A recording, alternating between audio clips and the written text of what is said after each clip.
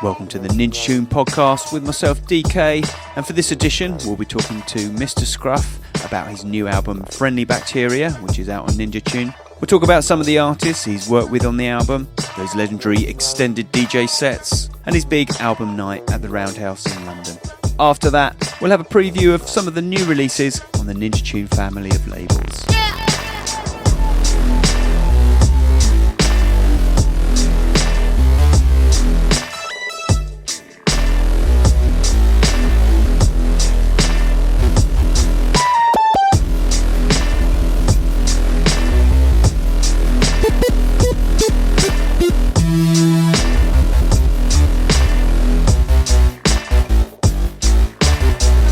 Sitting here with Andy Carthy, better known as Mr. Scruff, in the Cold Cut studio here at Ninja Tune HQ, nestled between a Roland 303 and 808 cushions.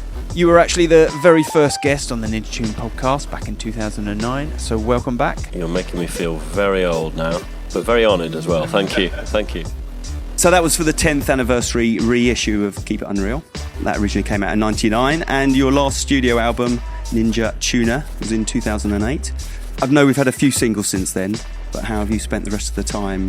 Yeah, a few too many gigs. Parenthood for the last 3 years, which I think's put a really nice, massive spanner in the works in a good way. I was speaking to Ninja about a year ago, and he said, you do know that you're signed to us as an artist, and artists generally put out albums. Oh yes, so they do. So I put down the kids' xylophone and the shakers and the rattles, and switched on the sampler, and got an album done. The track we're just listening to is Friendly Bacteria, the title track of your new album out on Ninja Tune, and it features several collaborations which we'll talk about shortly. But I want to ask about the process this time round. There's still plenty of trademark sounds in there, that Mr. Scruff bounce and wobble. But it seems a bit more melodic and contemporary than the previous albums. Was this a natural development or just a different side of Mr. Scruff? I think so, yeah. I mean, I think a lot of the sound was informed by the collaborations, which is really nice because it meant I didn't have to overthink it, if you see what I mean, because for me collaborations are all about freedom, and I think both parties, or depending on how many of you are collaborating, everyone relaxing, getting out of their comfort zone, but also not worrying about what it should sound like, or does this sound like me? Just none of that, all that overanalyzing, which you can get into as you get older, whereas when you're a kid you just don't care. So it was nice to kind of almost get back into a more playful method of recording and just working with amazingly talented musicians and vocalists. So it's just a more pure joy really, but then having real fun with the sort of sound design aspect of it, and maybe getting a bit kind of harsher and more aggressive and a little bit darker. It seems like there's less samples in there, if any. Was that a conscious decision or a directive from the licensing department at Ninja Tune? A bit of both. I think, getting on for, about 30 years ago when, that cold cut approach of, right, I've got loads of records, I'm going to shove them on top of other records and then put it out as my own record. You get in trouble for that nowadays. So, although that thing's very creative, I think from the last album, there were a couple of tracks where I used samples, and the amount of publishing and writing you have to give away to people, and the whole legal thing I just found a little bit frustrating, and also working with amazing musicians, because I'll always have the ear of a DJ and a sampler, and it's just as much fun almost like creating your own composite samples and chopping those up. I love the restriction you get with samples. I love the fact that you're taking something that's already a finished product and then making something new out of it. I suppose nowadays I might make a tune and then use a tiny bit of that as a basis for a new tune as well.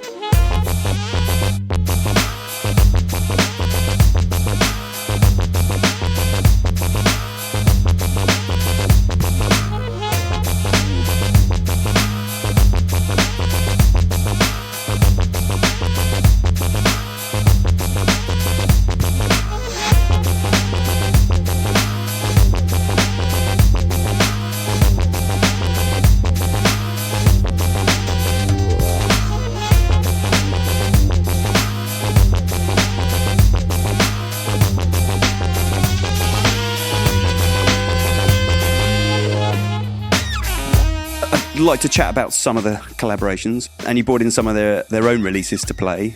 I know you've worked with Roots Maneuver, Seeming to, Alice Russell, and Quantic before.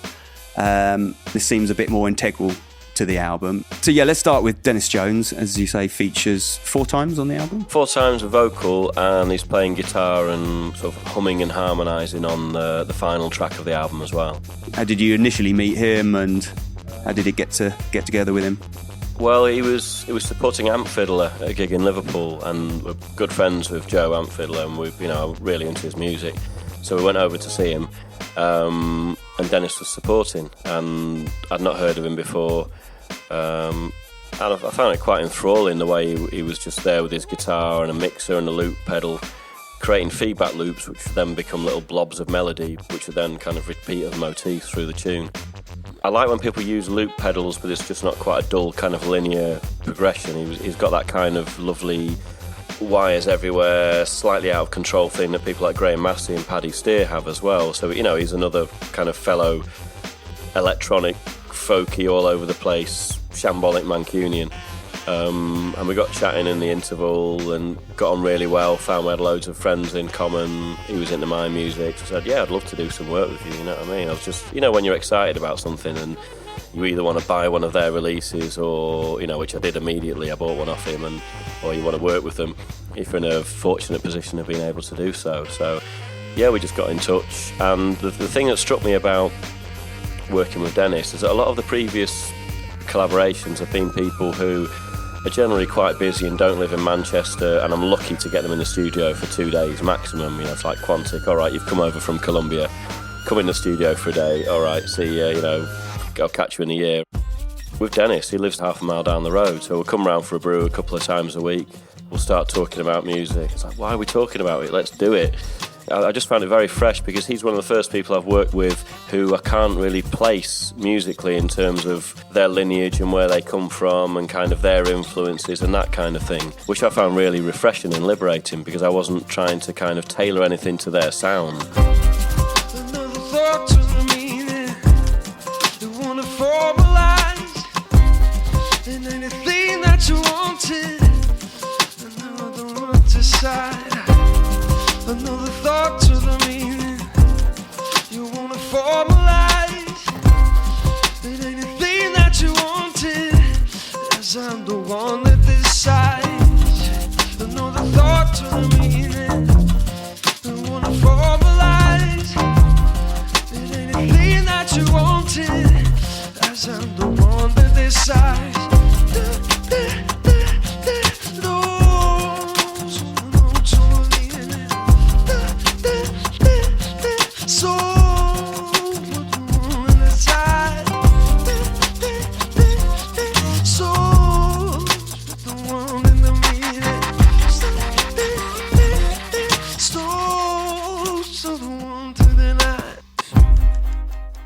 You brought in a track by Dennis Jones called The Beginning. Tell us a bit about that. Is that the first track you heard of his? Or? Yeah, this is when I wandered in halfway through his performance in Liverpool. This was the track he was playing, and I was immediately transfixed straight away. Dead mellow, really hypnotic, very soulful, very curious, bewitching. Yeah, I mean, I may as well not talk about the tune. You should just listen to it, but that'll explain it. But it's just, it's a lovely little 3-note riff in it, which is just built up out of bits of feedback, which he then cuts off with a fader and at the appropriate time. And I've never seen anything like that before. It's someone who's kind of built his own little world up out of his kit in loads of bits of wires, and it's quite confusing. But seeing him operate that and not quite knowing what's going on, and he doesn't know quite what's going on, but seeing this beautiful track unfold in front of you live was a real joy to behold. And when I got the CD home that I bought off him that night, I just played this track over and over again. Coast with a wizardy wonder, traversing from wonder to wonder, mistakes made, trade and trade.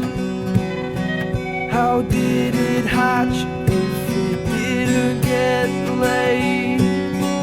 Coding the freshest intuition, looking back sight of things like policemen, snakes great, frayed and straight. How can it match if the matches are made? That was Beginning by Dennis Jones. And coming up, next track off the new album by Mr. Scruff is called Feel Free, and that features Matthew Halsall and Phil France. Is there any others on that?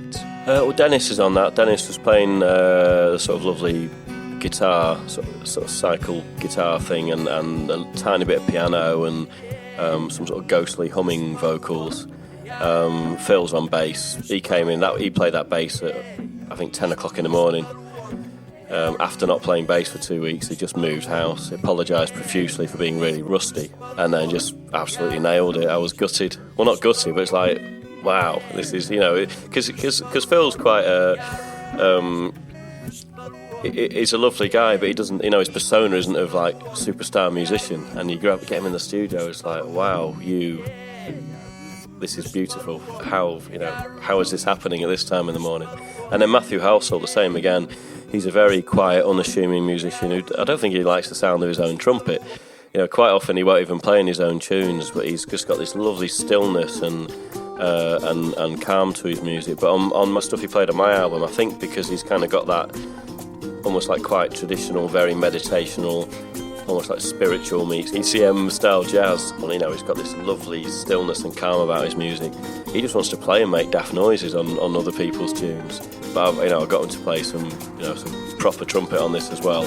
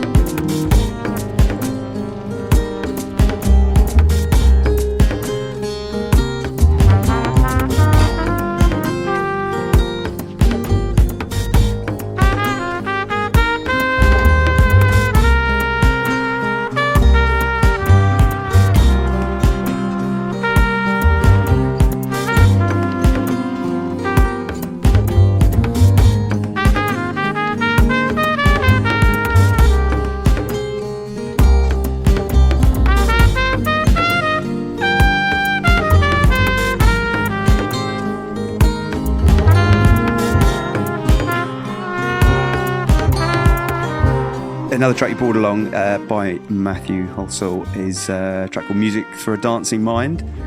Yeah, tell us, like I say, that could have been plucked off a Strata East record or Blue Note record from the 60s or 70s. A beautiful piece of music. Yeah, Matt is a musician who's also, is a really good DJ as well, very in touch with obviously all aspects of jazz and how that music's developed, and a lot of modern music as well. He's very musically curious and into a lot of stuff. And this he's put out a lot of albums, but I think this is the first track I've heard of his which really just got me straight away. A lot of the other stuff is quite almost meditational, and kind of, if you listen hard, it's like, well, there's not much there, is there? And then a few listens later, in the background, you're like, oh wow, this is actually really quite special. But this got me straight away. It's got a real kind of propulsion and energy to it. Just a beautiful piece of music. But this style of jazz, that kind of late 60s, early 70s thing, which is very, very clearly influenced by, but has a real kind of stamp of authority on it, and the fact that he's not playing all over it and showing off, has a real respect for the kind of the art form and just quietly putting his own stamp on it, which I really respect. But it's just an incredible piece of music.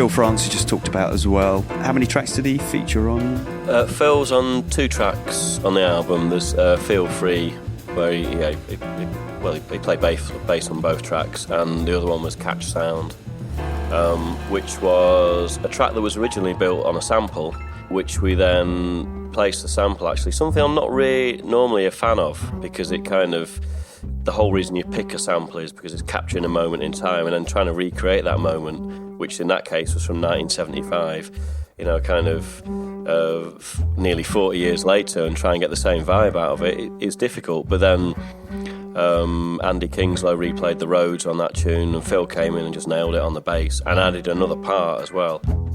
These roads, if I was there, fall over the soul from the beds of a total side of me, and I didn't fall the silver feel inside all. I was in the point of me, I was so finding those. I love and told me saying I put on the floor, and then tell me, told me I was so put on the beat, tell me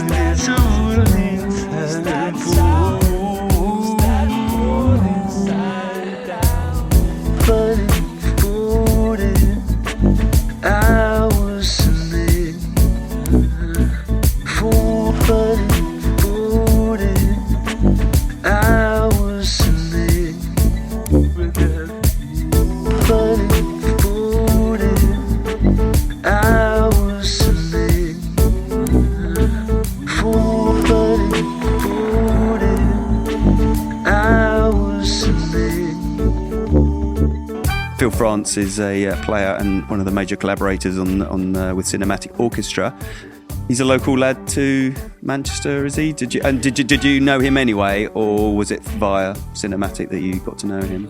Yeah, I knew him via Cinematic, and then when he moved, he moved quite near me a couple of years ago, and I know his girlfriend, and they've had a kid recently, and me having a young daughter as well. You just bump into each other in the park. Oh right, I remember meeting you at that gig. How are you? And then, you know, his kind of circumstances kind of dictate your kind of social circles and all that kind of thing. But, you know, he's really nice to get on with. He released an album last year called The Swimmer, which was completely the opposite of what I've expected. You think, right, a bassist is going to have double bass all over it. There wasn't really any bass on it, and it's really kind of quite calm in almost like a sort of Steve Reich way or something like that. And my daughter, I put the tune on my laptop. Not the best thing to listen to music on, especially considering the amount of bottom end on that record, but she just started leaping around the room and, I like this tune, Daddy, and it's like, okay, let's check it out. Because I was a little bit like, I'm not sure about this, you know, I was expecting some lovely woody double bass, and it was quite, odd, very, very simple and quite childlike, but now I can't get enough of it. I've played it at pretty much every gig. Let's have a listen then. You got the title track, which is called The Swimmer, and it's a stunning piece of music.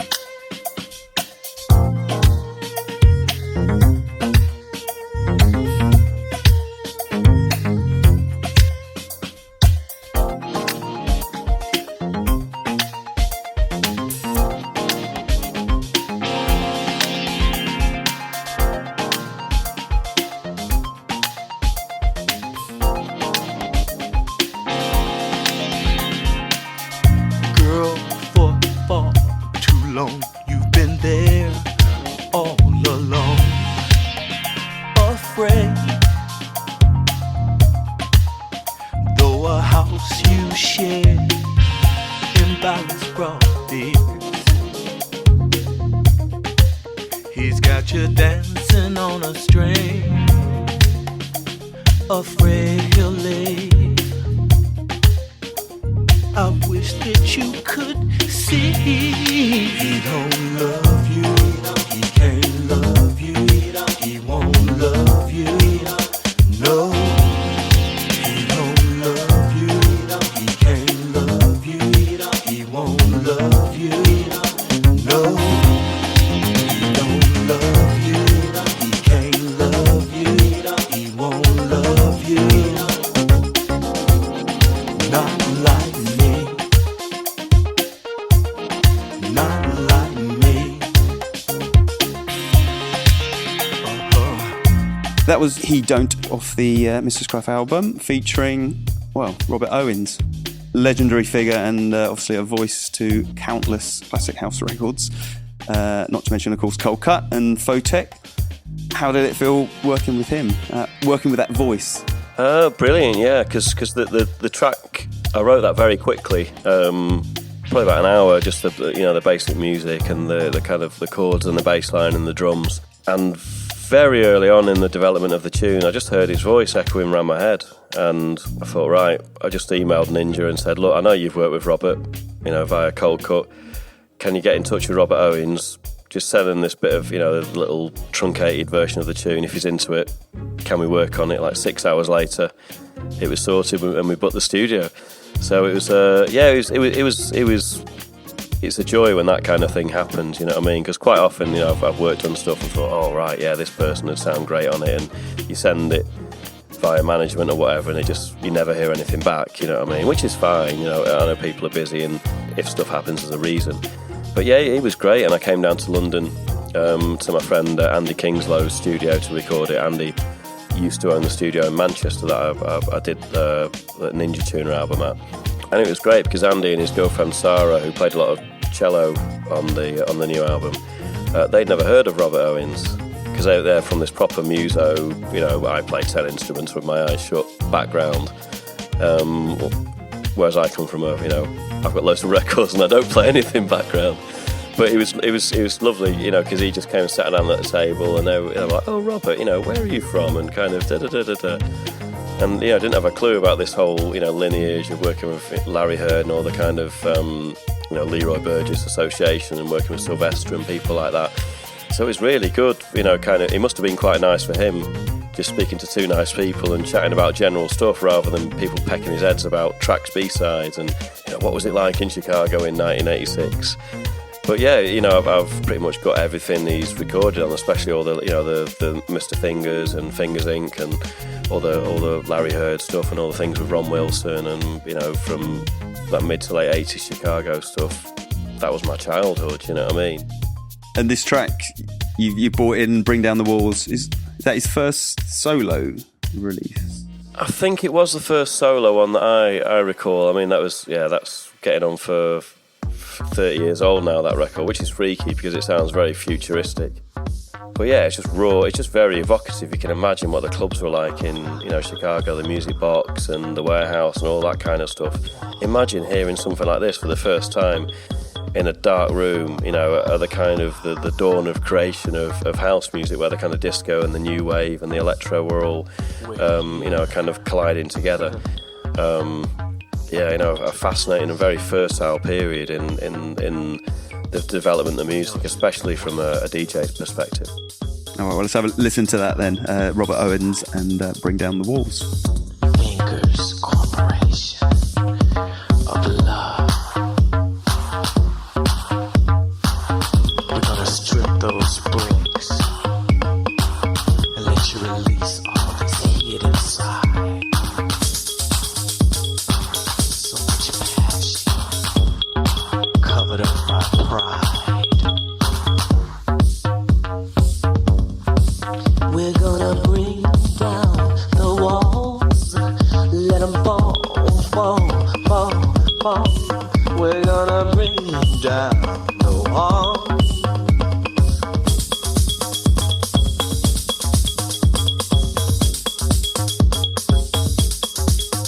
There's magic in this feeling that moves us all. Shake your body to the rhythm, let the spirit fall. But you got to shake the tension and move the walls, so fingers can miss you. Now bring down the walls, you gotta bring down them walls. Let them fall, fall, fall. You gotta bring down the walls. Let them fall, fall, fall. We're gonna bring down the walls, bring down the walls. So this vision in the oh, gotta move your body, baby, let this rhythm fall. Shake your body to the rhythm, let the tension fall. Bring down the walls, let them fall, fall, fall, fall. Bring down the walls, bring down, let them fall, fall, fall, fall. Oh, it feels so good.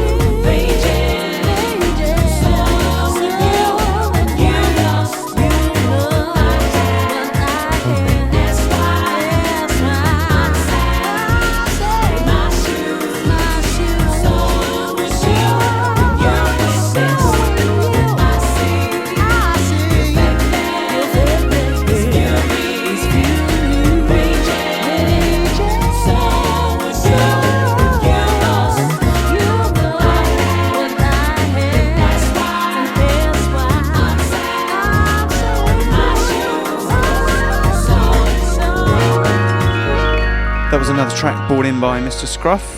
That was Delta Bad Hand by Digo and Carthy Tatham, featuring Vanessa Freeman on vocals, and both Vanessa and Carthy appear on the Mr. Scruff album. Tell us about Vanessa. What's the history there? I met Vanessa when she was doing a lot of the broken beat stuff, you know, Bugs and Carthy and Digo and all the Real People and all that kind of thing.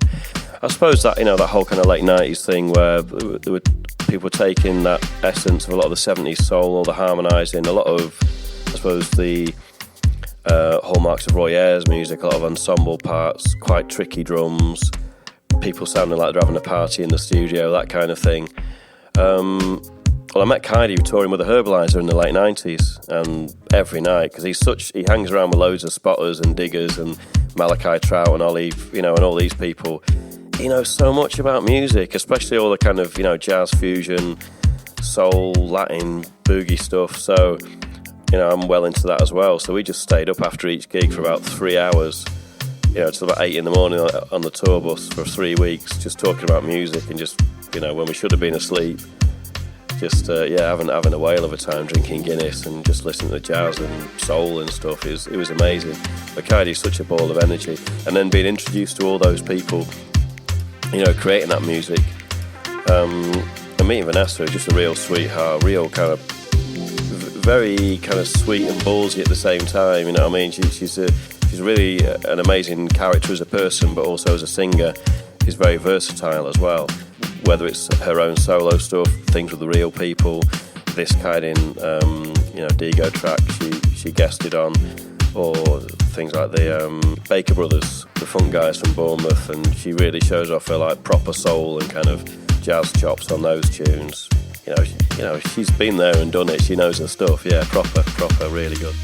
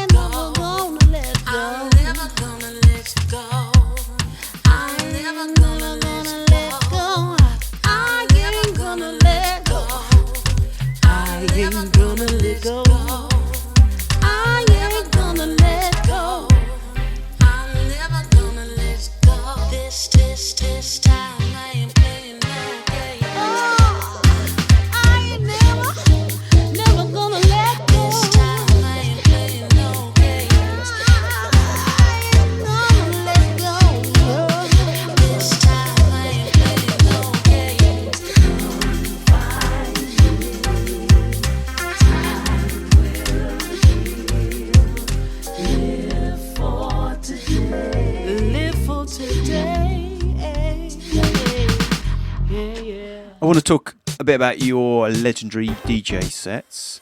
You're often known for doing 6-hour sets and sometimes more.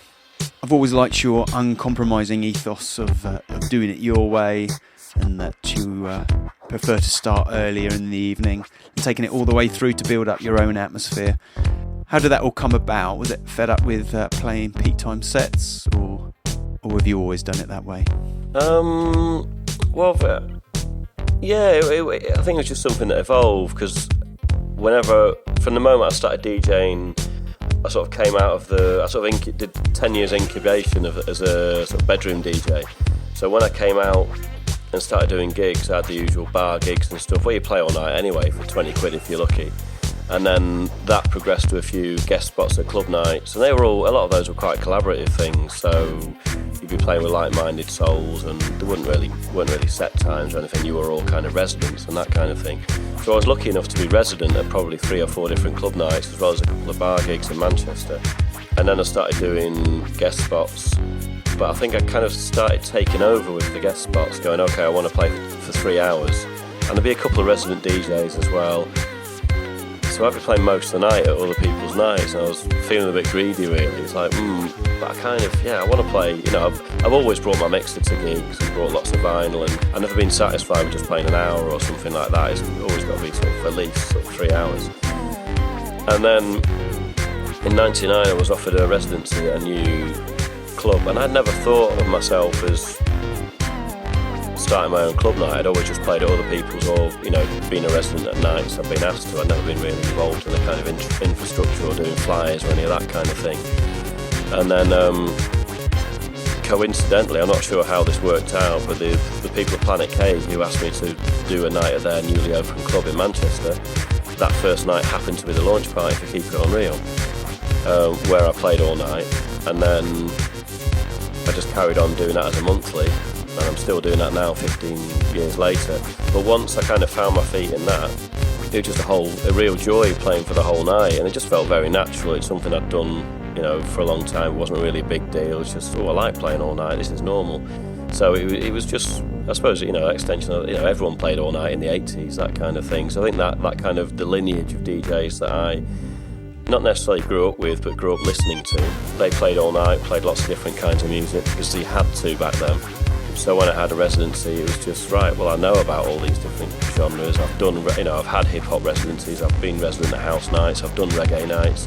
While not particularly being an expert in all of them, I know enough to be able to string them together and know what, figure out the joins and, the kind of the different methods of presentation at these nights and kind of, blurring the boundaries and making something cohesive that works over a whole evening. Then when I started taking guest spots or doing tours, I just said, well, I may as well just do the whole night, because then anything less than that didn't feel quite satisfying enough, really. So it was just about pleasing myself as a DJ in terms of really enjoying it and keeping that buzz and not walking away from a night feeling frustrated, you know what I mean? Or just, I wish I'd played a bit longer, or I didn't have enough time to play that. I wanted to play a lot of different kinds of music, but not in a kind of, hey, look how eclectic I am. It's just, look, this all fits together and all makes perfect sense to me. And playing all night, I find the warm-up thing I really enjoy. You get to see everyone as they come in, and there's no big kind of, well, hey, when you come on, because you're on before anyone comes in. And I quite like just being there and being part of the furniture.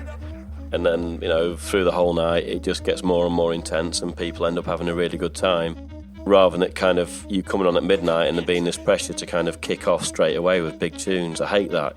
Big tunes are like the pudding at the end of a long 8-course meal. They're a treat for people who've made it through the other stuff. It's the peak of, if you're building up to something, and a big tune that everyone knows can blow the roof off at the right time. We're coming at you.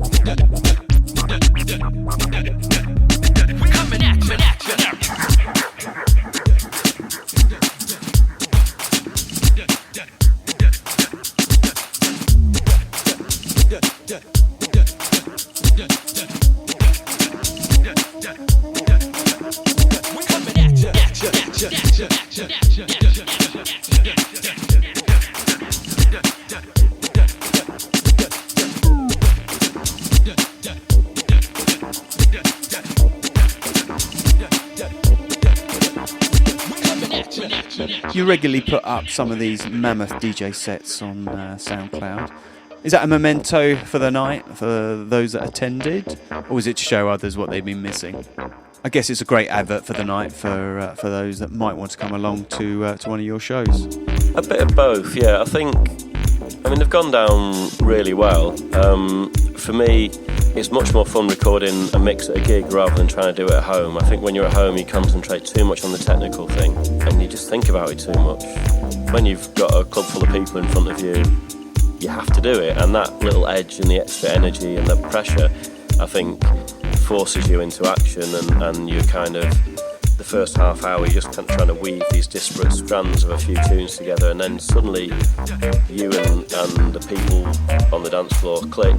But yeah, the SoundCloud things have gone down really well. I think especially because I don't travel that far overseas nowadays, so it's good for people in Australia or Japan or places where I used to play a lot more regularly, or America or Canada, to be able to listen to the stuff. So it's like, okay, well, I can't make it over, cheers for asking. In the meantime, here's a 6-hour mix, and lots of people listen to them over and over again. I get really good feedback from them. I try and put up the track listings because people hear the tunes and want to get hold of them. So although it's quite a lot of work, I should really do it as I'm doing the gig. But yeah, there's really good feedback, and it's something that I think it's got me a reputation, held that reputation for the 6-hour things, but also people can listen. So when they come to the gigs, they're already in the mindset of what to expect, which is a really positive thing. I think they're just like, okay, yeah, I'm not going to moan that it's too mellow at the start because I know it's going to be really heavy in a couple of hours' time, and I'm just going to enjoy the ride. And that thing of a night feeling almost like just normal and ordinary, no fanfares, just people dancing to good music. And I quite like that normal, just, there's nothing, I don't whisper on, I don't put anything about the setup and all the tech stuff. People have asked me about it, and I think if it's interesting, you can find out about it, and I'll gladly chat about it, obviously. But the main thing is playing good tunes, people are interested in them.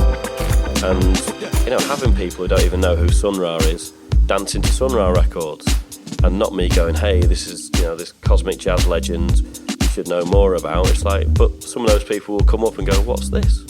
I'm curious about this. Well, Sun Ra, he's got this massive discography. Please do dive in. You'll be amazed and slightly confused, but you'll be much happier for it. Or it's nice being able to share your favourite records in a way that's not, look what I've got, or this is so rare. It's just, this record gives me joy, and this is the time of night where I'm most excited about playing it, and I know that half of you are going to really buzz off this as much as I do, and if you're not, you can go at the bar because you're going to enjoy the next record just as much, kind of thing. The pressure's off, but the whole SoundCloud thing means that because I don't particularly play a lot of functional club music, because I think any record loud in a club is a club tune, you can listen to it at home while you're working, and it's quite mellow and kind of builds up in quite a natural way. So you can enjoy the same experience in a very different environment, and I like the fact that you can do that.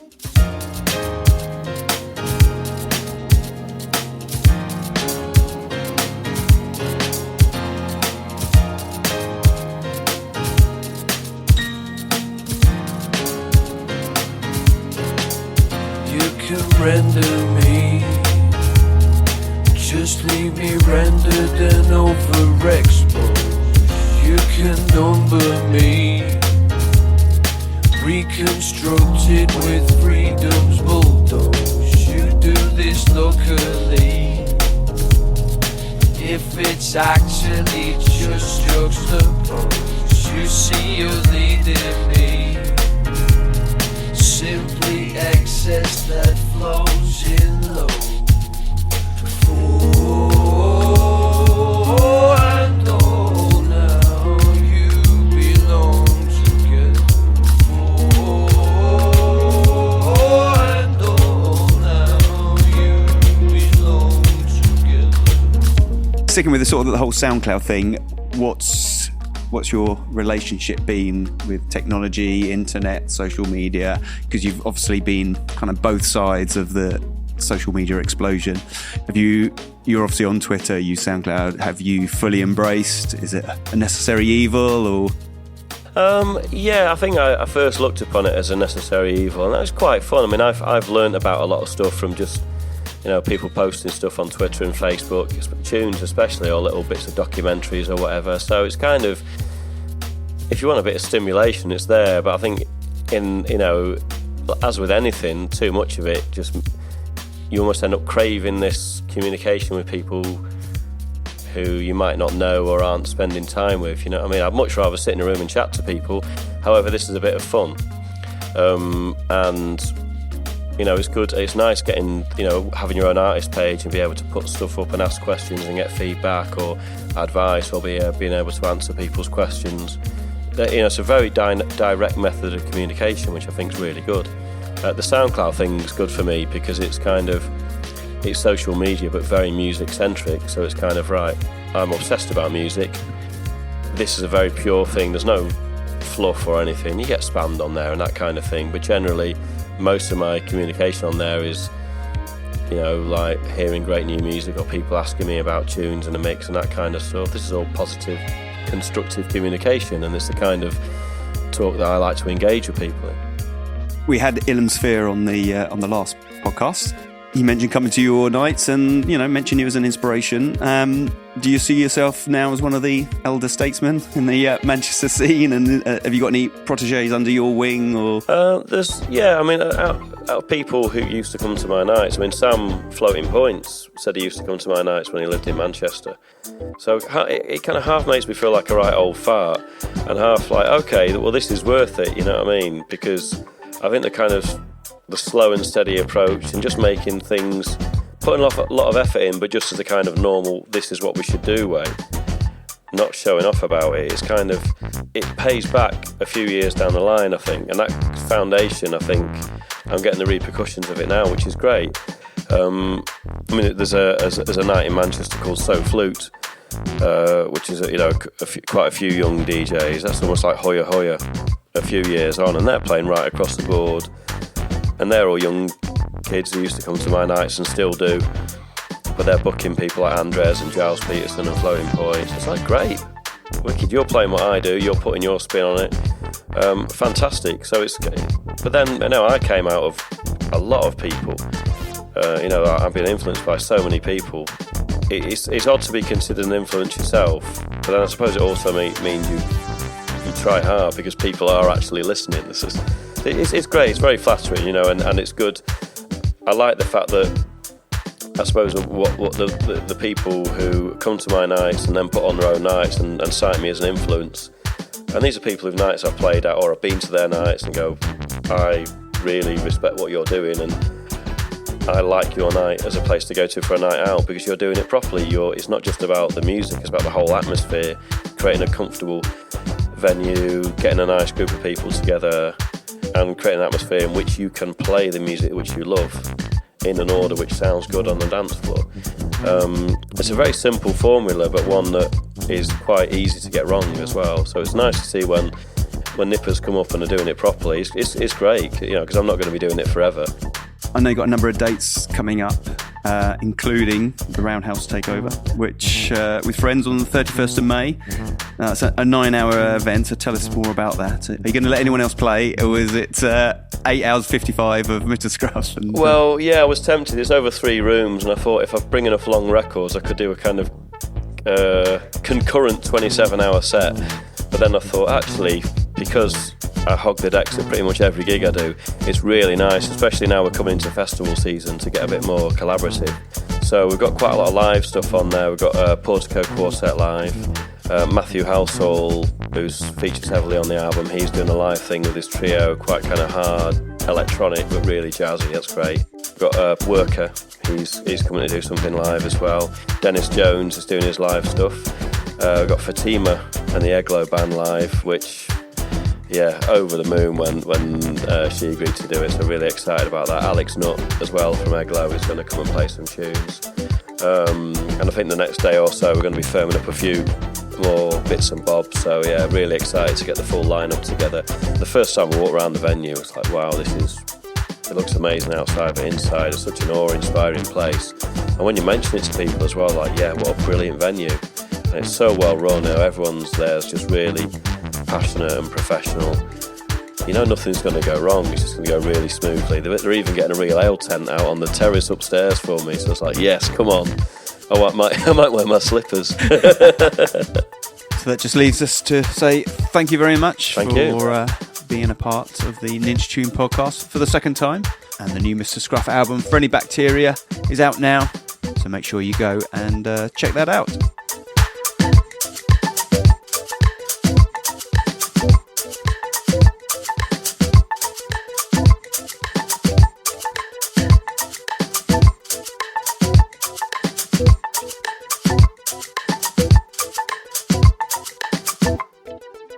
Well, it's time now to turn our attention to some of the new releases coming out on the Ninja Tune family of labels. And we start with the last podcast guest, which was Ilham Sphere, and this is the title track from his Spectravex mini album, which was released on Record Store Day with lots of lovely packaging and is now available digitally on Ninja Tune.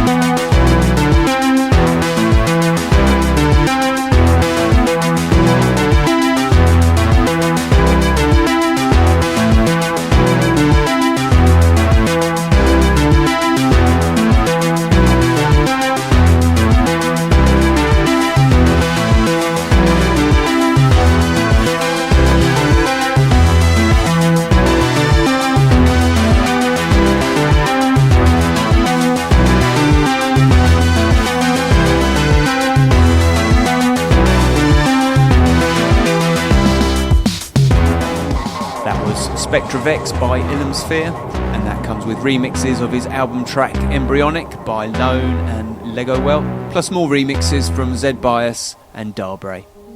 Up next it's Khalees with a track from her critically acclaimed album Food, and this is Rumble, and it's remixed by Actress and is also coming out on Ninja Tune. It's a strange thing to have you back in my face with all these years back. I guess I just got used to my space. I don't know how to feel. Some things seem so surreal. So you keep one foot out the door. I know I said leave, but baby, don't go. We got so much history. I heard you, you heard me. No, we don't need therapy. What I need is you leave. And even though I know I'm right, just like some lapse in my memory, you're back to me, hand on the door. I wanna yell, baby, don't go.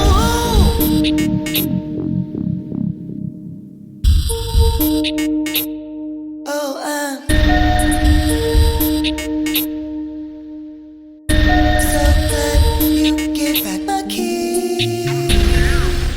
That was Khalees with the Actress remix of Rumble. Up next is Kate Tempest with her new single, The Beigeness, on Big Dada. Who's bad? To the kiddie in a jackal hat, to the kiddie in a Rooney shirt dragging back the curtains in the room in her daddy's flat. A young girl heard the truth and an alley cat howling on the roof next door. Imagine that all your idols were just like you. Nothing's beyond you. Do what you want to do if you feel that it wants you to. Look, true never meant nothing more than it means right now, and everything's fake. But you and your deepest reaches, keeping secrets, know what it takes to make a meaning mean something. I'm moving through a space that some can't see. I know this space exists, so do you if your heart beats the oldest groove. Life is huge, but we have shrunk it, we've made it small. We used to walk tall, but who cares, right? We're having a ball. Them things you don't show, I can see. Them things you don't say, you speak to me. Them things you hide ain't hiding. No firm ground, but we ain't sliding. Them things don't haunt you, let them be. That thing you weep for, leave it. All life is forward, you will see. It needs you to lead it. That was Kate Tempest with her single The Beigeness, and that's taken from her album Everybody Down, which is out now on Big Dada.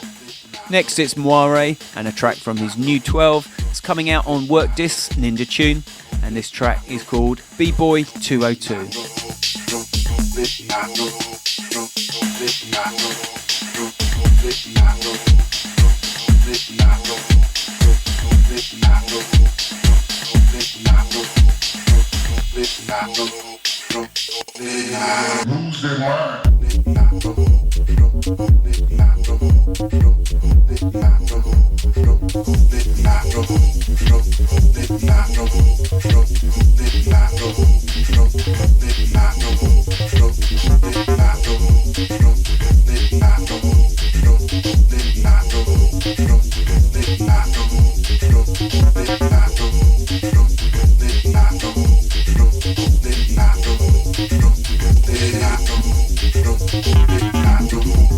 That was Moire with B-Boy 202, and that's coming out on 12-inch and digital formats via WorkDis and Ninja Tune. Finally, we give you a track from Martin, and this track he features alongside Fortet, which is titled Glass B Games 8 Hours of Fabric Dub.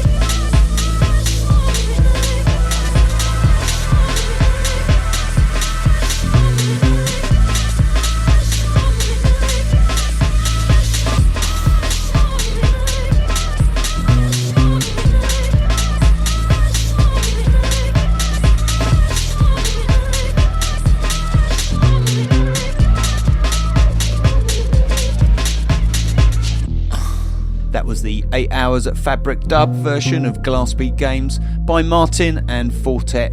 It's his new EP Forgiveness out on Ninja Tune. Well, that's it for the Ninja Tune podcast. I'd like to thank Mr. Scruff once again for taking part in this, and to Tom for helping produce this episode, and of course everyone listening.